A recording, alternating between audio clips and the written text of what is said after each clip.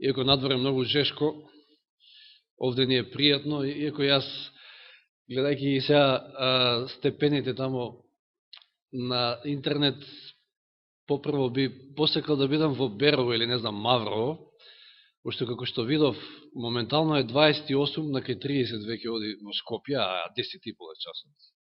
А во Берово 17, значи голема е разликата, не е мала. С цели 11 степени по-свежо, значи може ке стигне до 32-3 и тамо, ама ништо не верувам повеќе. Значи навистина е жешко. Дали верувате дека допрва доаѓа жешкото? И кој го велам ова, не мислам на прогнозата, која што ако ја сте ја слушнале, веројатно знаете дека од утре не очекуваат и 40 степени, иако јас верувам дека веќе ги имаме тие 40 степени деновиве и ако си подлажнуваат, знаете како е. Не кажуваат баш точно како што е, за да можда не прават паника меѓу нас, ама како и да е, жешко доаѓа, но не мислам, повторно реков, на тоа, туку ќе видите на што. Неколку пати се спомна во текот на пулката за Христовото доаѓање.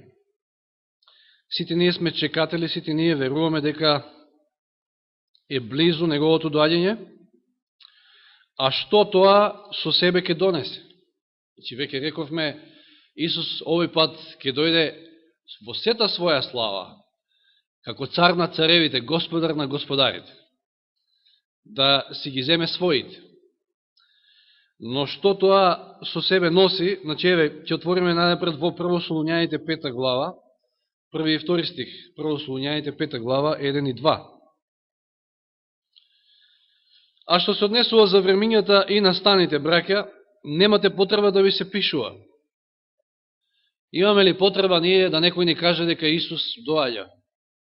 Мислам дека тоа е едно од основните наши верувања и наша голема надеж, дека навистина Исус доаѓа и е близу неговото доаѓање. Зашто самите вие добро знаете дека Господовиот ден ќе дојде како крадец во ноќта.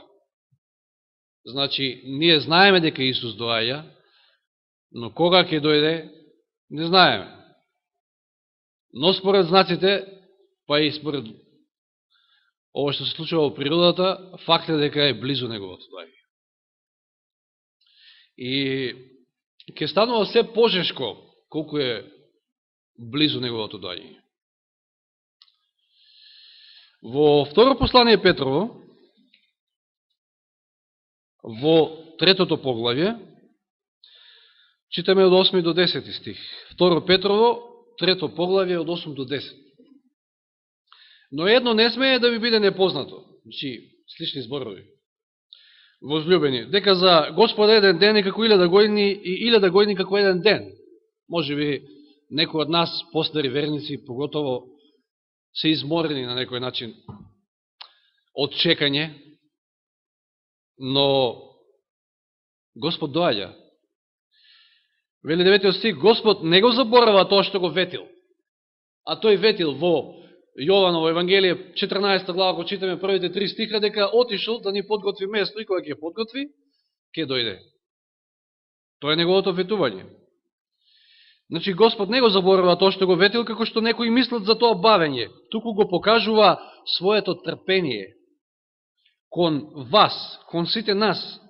Зашто не сака некој да пропадне, туку сите да дојдат до покаяние. Ете, затоа можеби ни изгледа дека се одолговлекува тоа негово доаѓање.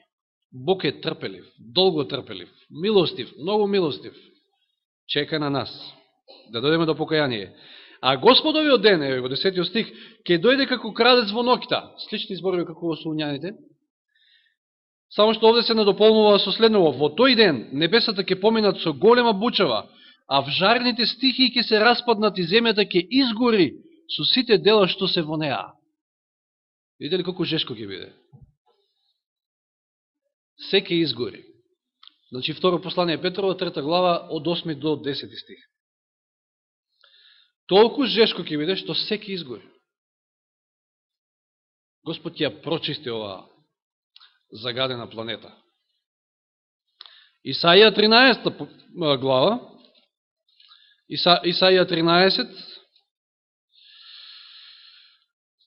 9 стих.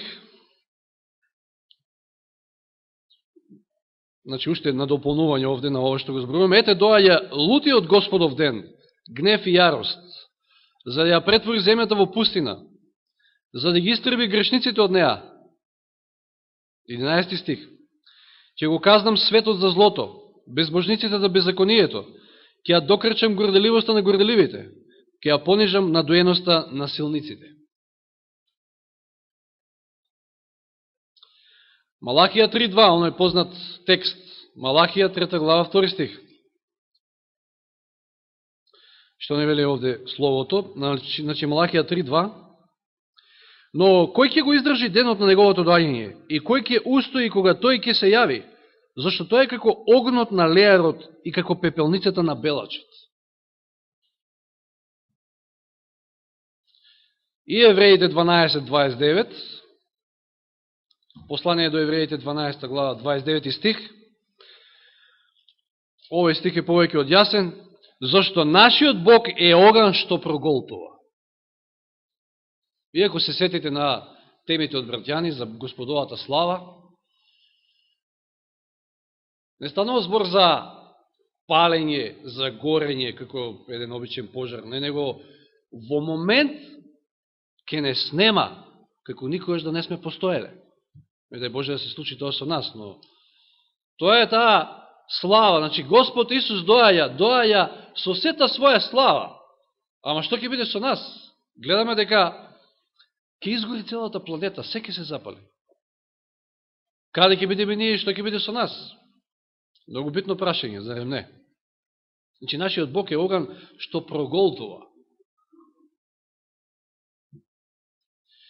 Римјаните 1.18.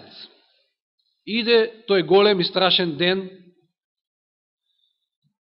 на гневот Господов, како што читавме, Римјаните 1.18, да видиме на што е насочен овој Божи гнев. И за тоа имавме проповед, мислам, од браќани.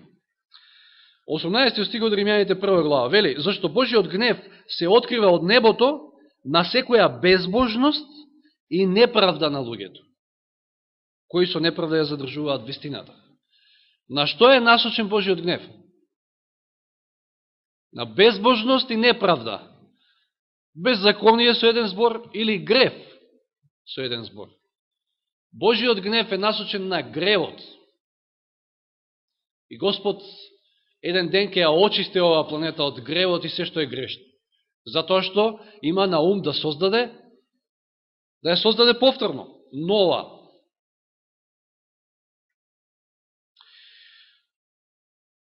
И сега го отвориме во Матеј 25 глава, оваа глава ни е веројатно добро позната. Матеј 25 глава, овде гледаме две групи.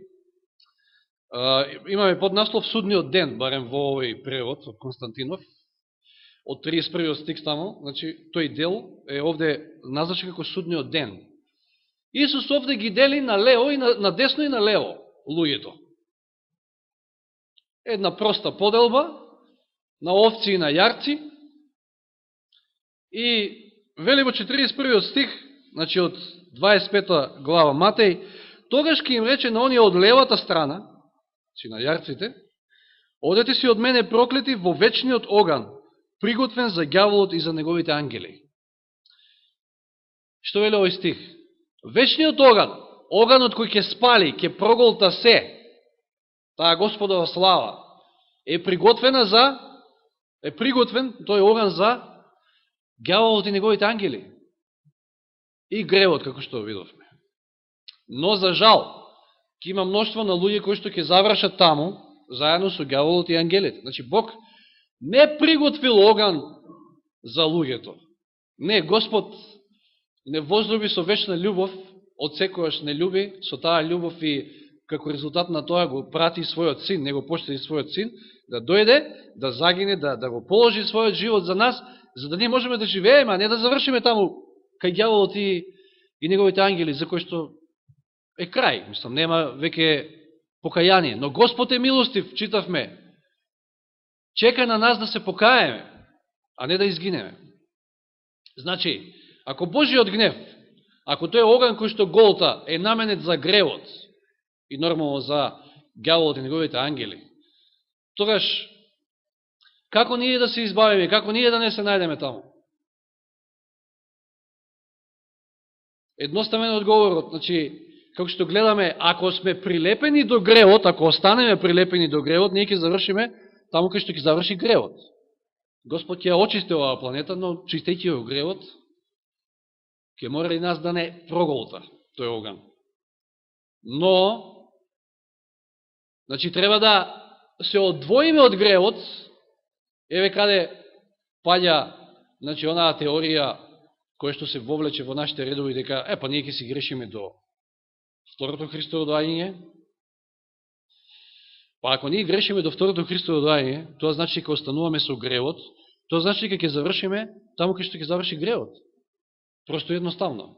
Значи, треба да се одделиме од гревот, за да не завршиме таму кај што ќе завршат ѓаволот и неговите ангели. Значи, огнот не е подготвен за луѓето, но ако не се ослободиме од гревот, ќе завршиме таму кај што ќе заврши самиот грев. Што вели Матеј 1.21? Матеј 1.21. Кога ангелот јавува на Марија дека ќе се роди Спасителот. Таа ќе роди син и ќе му го дадеш името Исус, зашто тој ќе го спаси својот народ од нивните гревови. Че ние не можеме од гревот самите се спасиме, затоа е и пратен Спасителот, за да не спаси од гревот.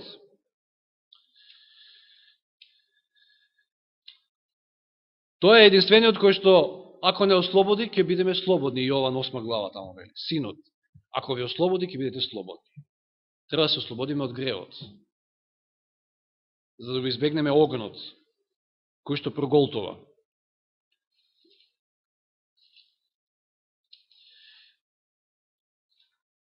Сега, знаеме дека Исус живеел на земјата како Бог, ама и како човек. Облечен во човечка природа и на тој начин ја сокрил таа божествена слава, па можеле луѓето, значи, едноставно да живеат покрај него, да контактираат со него, инаку би биле спалени. Толку е моќна Господовата слава. Да видиме сега во Откровение како Јован го гледа Исуса. Откровение 1 глава од 14 стих. Овој опис кој што се повтори во 19 глава, сличен опис. Значи, Откровение 1 глава 14 до 16. Неговата глава и косата беа бели како бела волна, како снег, а неговите очи како огнен пламен. Значи, 14 стих, 1 глава. Интересно, подвлекувам овде. Очите му беа како огнен пламен. Потоа вели, неговите нозе како бронза вжарена во печка, а неговиот глас како шум од многу води. Во својата десна рака држеше 7 звезди и од неговата уста излегуваше меч остар од двете страни. И неговото лице беше како што сонцето свети во својата сила. Забележуваме овде, оган. Пламен оган во очите. Лицето свети како сонцето во сета своја сила. А ние го очекуваме тоа негово доаѓање, во сета негова слава. И треба да се видиме со него очи во очи. Или во 19-тото поглаве, Откровение. Значи 19-то поглаве од 11 стих. И видов отворено небо, кажува Јован што видел. И ете бел коњ и оној кој седеше на него, се вика верен и вистинит и суди и војува праведно. Очите му се огнен пламен. Повторно подвлекувам, очите му се огнен пламен. А на главата многу круни и носи напишено име кое никој не го знае освен него. И беше облечен во облека потопена во крв, а името му беше Божје Слово. И така натаму, да не читаме. Значи, факт е дека ние треба да расчистиме со гревот, уште овде, уште денес. Зато што не знаеме кога ќе дојде тој ден, ќе дојде како крадец во ноќта, а ако останеме со гревот, ќе завршиме таму кај што ќе заврши гревот. Значи, За да ја избегнеме таа средба и таква да ни биде средбата со Исуса, трагична, при неговото второ доаѓање ние треба да имаме средба денес. Ние треба да имаме средба со Исуса секој ден. И што сето тоа подразбира? Замислите си, значи, ја овака го разбирам, значи, неговите очи се како огнен пламен. Ние треба да имаме со нашиот Спасител денеска и секој ден средба очи во очи. Или во 4 очи, како што е.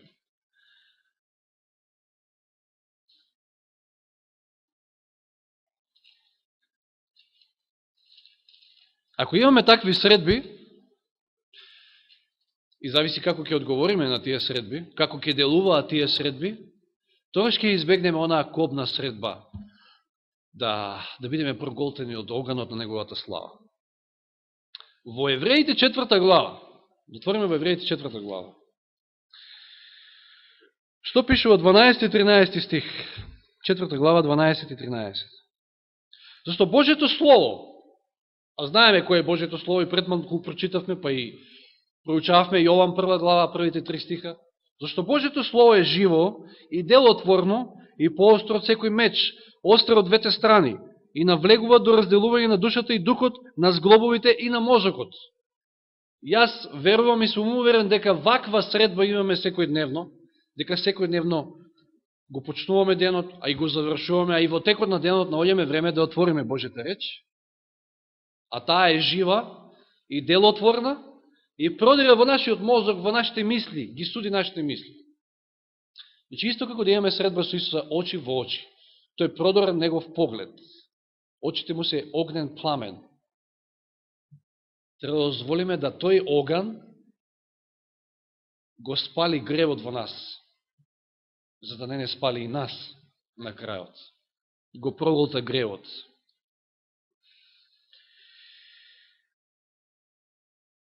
И нема создание кое е невидливо, 13 стих, пред него, туку се е голо и откриено пред очите на оној пред кого ние ќе дадеме сметка.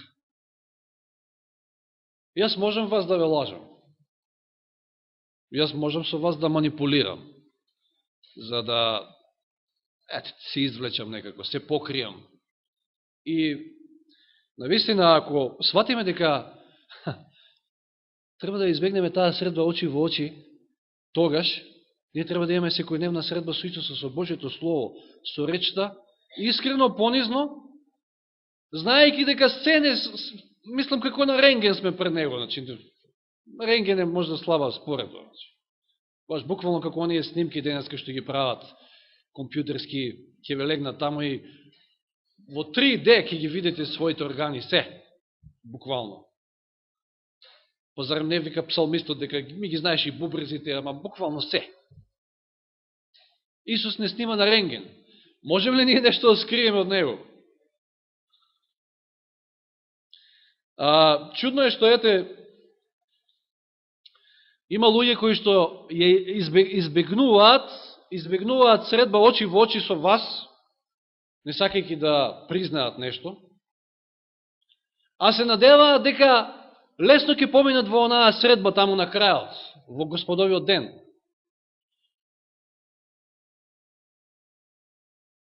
Замислете си, ако не можат со вас да се соочат, како би се соочили со Исуса? Тие очи кои што снимаат се, ви ги знаат мислите, помислите. Знаат дали лажете, да не манипулирате или пак ќе говорите вистината.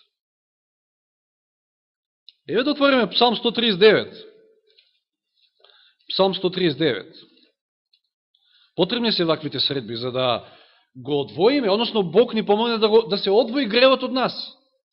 Да спознаеме и во мислите длабоко што е она што можеби се нарекува грев, за да му го предадеме на Господа, затоа што, впрочем, за тоа дојде Исус, го положи својот живот, за да ги земе гревовите на нас, и на тој начин да се тргне гревот од нас и кога ќе биде спален, не бидеме спалени и ние заедно со гревот. 139 од Псалм, од првиот стих, читаме, вели: Господи, ме согледуваш целиот и ме познаваш. Се знаеш за мене. Ти знаеш кога седнувам и кога станувам. Веќе оддалеку ги знаеш моите мисли. веќе оддалеку ги знаеш моите мисли, уште не дошла мислата. Кај мене ти знаеш веќе. Дали одам или лежам? Ти гледаш се, познати ти се сите мои патишта, додека мојот збор уште не дошол до јазикот, а ти, Господи, веќе се знаеш. Мислата се уште не дошла, Господ ја знае мислата. Зборот се уште не дошол на јазикот, Господ го знае зборот. Ти ме опфакеш од плеките и од лицето, твојата рака ја стави врз мене. Тоа знаење премногу е чудно за мене, превисоко е за да можам да го стигнам. Тоа е навистина несватливо за нас. Но Господ се знае. Каде да одам од Твојот дух и каде да побегнам од Твоето лице? Често пати сакаме да избегаме некаде. Како Јона, може. Во Тарсис. Далеко од Господовото лице. Белким таму нема да не види, нема да знае ни што правиме и како правиме. Ако се вознесувам на небото, таму си. Ако легнам во подземјето, и таму си. Дори во подземјето, во најдлабоката пештера, или не знам, во висините горе, таму е Господ. Ако ги земам крилета на зората и се населам на крајот на морето, и таму си. Твојата рака ќе ме води, твојата десница ќе ме држи. Ако речам, нека ме скријат темнините, но дури и ноќта ќе биде како светло околу мене. Знаеме, луѓето ја замразија светлината, затоа што нивните дела се зли, па затоа бегаат во темнина. Меѓутоа, за Господа нема темно место. За Господа нема место каде што не може да ве види. Ни темнината за тебе не ќе биде темна. Ноќта свети како ден и темнината како светлина.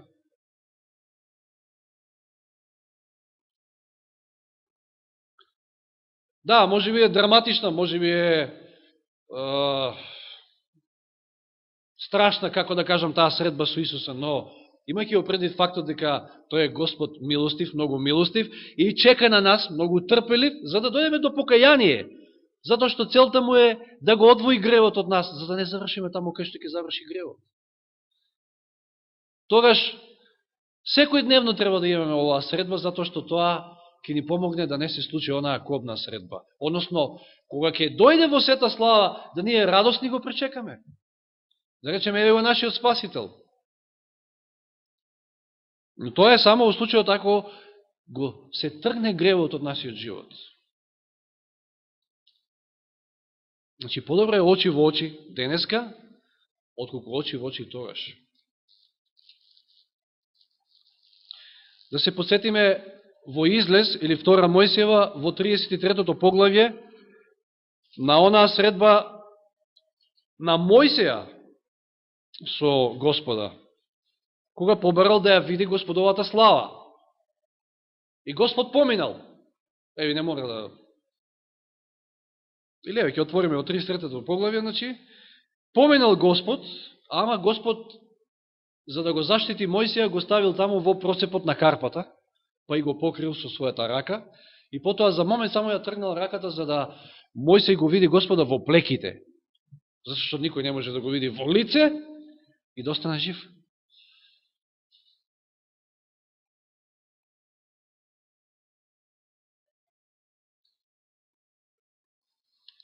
Која е таа карпа во случајов? Како би можеле ние да видиме Господовата слава, односно Господа, па дури и не можел, сепак и покрај тоа во лице да го види. Тоа е Исус. Ние треба да бидеме сокриени во Христа. За да, кога Тој ќе дојде, не ни наштети, туку напротив тоа биде најрадосниот ден во нашиот живот. Сокриени во Христа, или како што вели Галатјаните, значи Павле во Галатјаните 3 глава.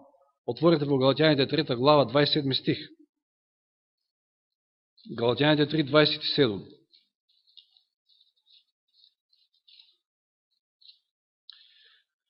Што вели овој стих? Вели, зашто сите кои се крстивте во Христа, се облековте во Христа. Ние треба да се скриеме, да бидеме облечени во Христа. Како што тој се облече во нашата грешна природа, па стана и човек, како нас, ние треба да земеме удел во неговата природа, да бидеме облечени во Христа. А дали треба да ве подсетам во Римјаните 8:1, што вели? Ако сме во Христа, за сите оние кои што се во Христа, нема осуда. Нема закон кој што може да ги осуди таквите кои што се во Христа Исуса. И кои што живеат не по телото, туку по духот. Затоа се битни тие средби со Исуса, со нашиот Господ секој ден. Да може да види се што има во нашите мисли, во нашиот ум. Нормално тоа се средбите со Библијата. Ако ние понизно и искрено пристапуваме кон Божјата реч. Па и секоја проповед што се слуша, па и се што се гледа, еве, имаме сега и модерна техника, интернет. Сето тоа е Божје Слово кој што треба да продре длабоко во нас и да не осведочи за гревот, Светиот Дух. Впрочем, зашто е пратен? За да не осведочи за грев, правда и суд. За гревот, за да гревот се тргне од нашиот живот. За правда, дека ни е потребна Христовата праведност. Ние наша немаме. И за суд, дека доколку не се случи тргањето на гревот, ослободувањето од гревот, тогаш ќе дојде и судот. Страшен, таков каков што е. Да не проголта. Значи, мораме да расчистиме со гревот. Да бидеме мртви за гревот, како што вели Павле во Римјаните 6 глава. А живи за Исуса Христа.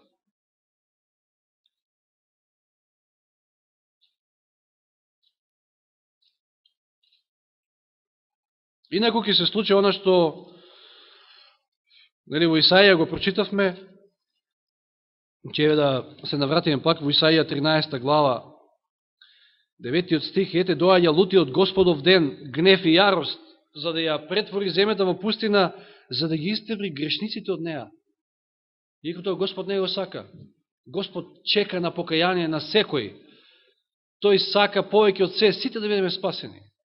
Но ако останеме прилепени до гревот, тогаш ќе мора да не проголта тој оган, односно самите ние нема да можеме да издржиме, да го издржиме тоа негово доаѓање.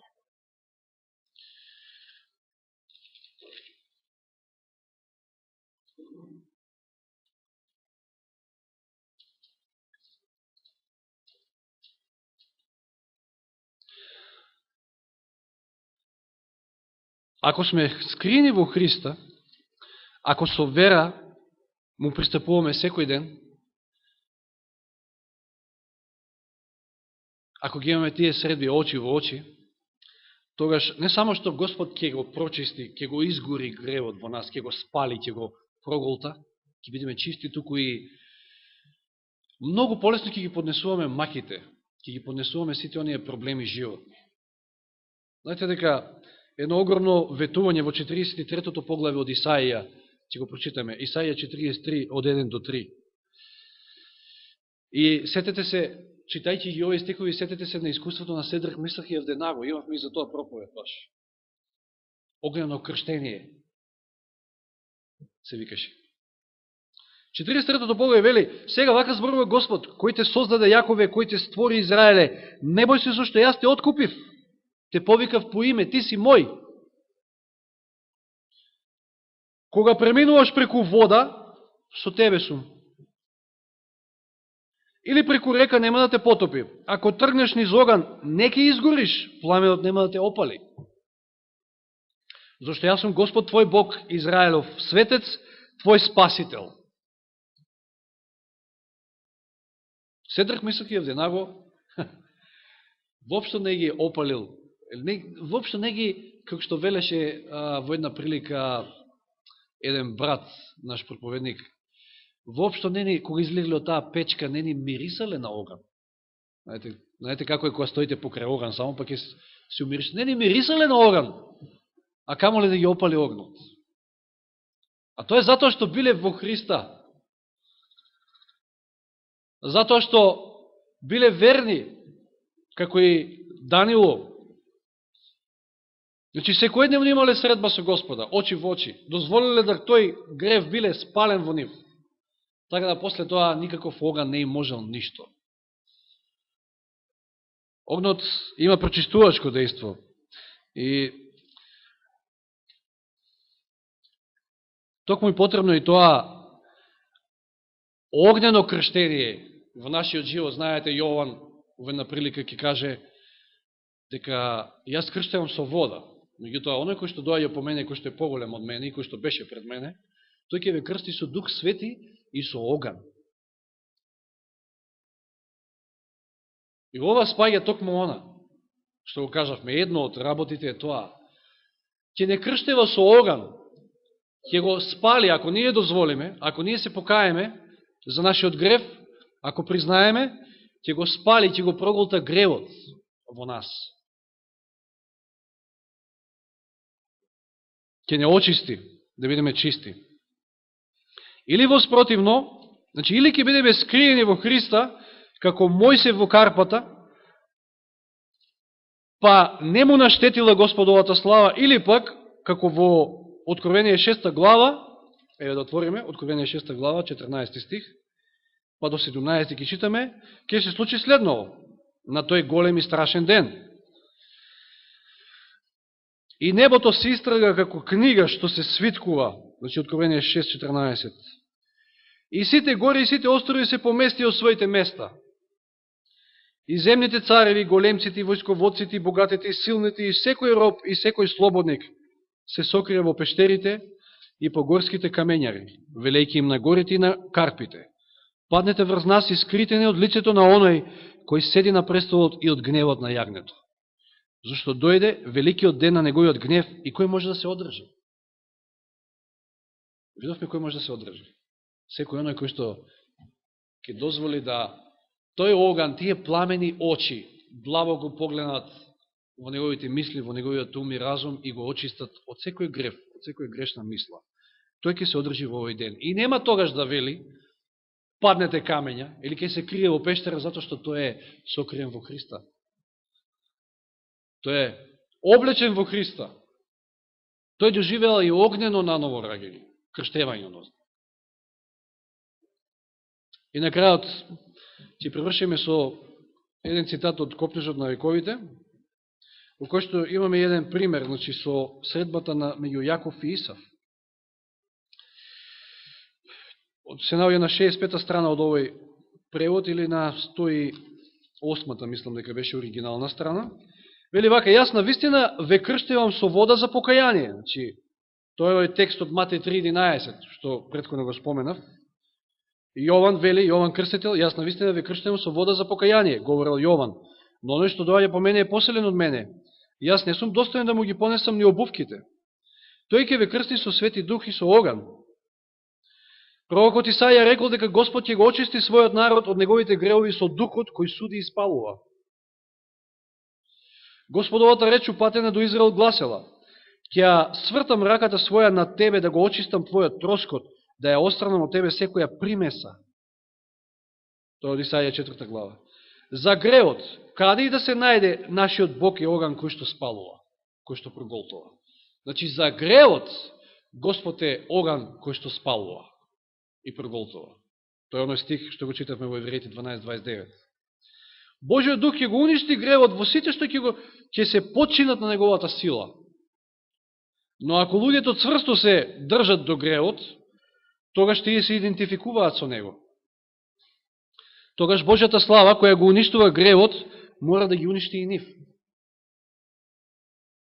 Јаков по својата тешка борба со ангелот, после онаа борба, целовечерна борба со ангелот, извикал: го видов Бога лице в лице и душата моја се избави. Јаков можел да го види Господа лице в лице. Ама зошто? Затоа што го оставил гревот, се покајал. Јаков бил виновен поради големиот грев што го сторил со своето однесување кон Исав. Но, зошто била таа борба? Зошто рекол: не те пуштам се доека не ме благословиш. Студи ги зборови, доека не ми простиш, доека не ме благословиш, значи не ме очистиш, не те пуштам. Таков треба да биде нашиот став. Значи бил виновен, но тој се покајал, престапот му бил простен и тој бил очистен од гревот и затоа и можел да го поднесе откровението на Божието присуство.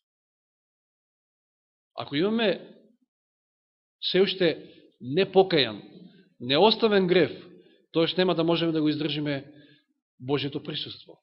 Тогаш кога тој ќе дојде во сета своја слава.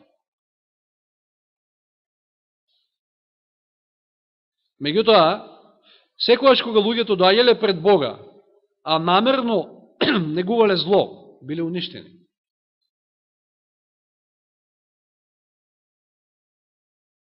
Злото пребива во вас, гревот се уште е тука, не само што не е покајан и оставен, туку вие дури намерно дрско излегувате пред Господа, таквите, вели, ќе бидат уништени. Со духот од неговите устни и погубени со светлината на неговото доаѓање. Светлината на Божјата слава, која им дава живот на праведниците, ќе ги погуби грешниците. Како ќе биде со нас, зависи од нас. Господ направил се што можел да направи. Го дал и својот син, ги зел Исус сите гревови на себе и ги прикувал на крстот, а ние што ќе направиме со нашите гревови? Дали сме му ги предале и дали се уште негуваме некоја грешна мисла, дали правиме и постапуваме од грешни побуди, од себишни побуди? Ако е така, за жал, Господовата слава ќе мора да не спали и нас заедно со гревот. Но за да тоа не се случи, пожелно е, не пожелно, него, значи тоа треба да не биде секојдневие, таа средба со Исуса, очи во очи. А тој како рентген не снима и знае се за нас. Нема што да криеме, да оставаме нешто позади. Не. Пред Господа се е јасно, се е чисто. И затоа да не оклеваме, да не се двумиме, да го оставиме секој грев. За да тој ден, голем и страшен, за мнозина за нас биде најрадосниот ден, кога Господ ќе дојде и ќе не земе заедно со себе. Нека му е слава на Бога. Амин.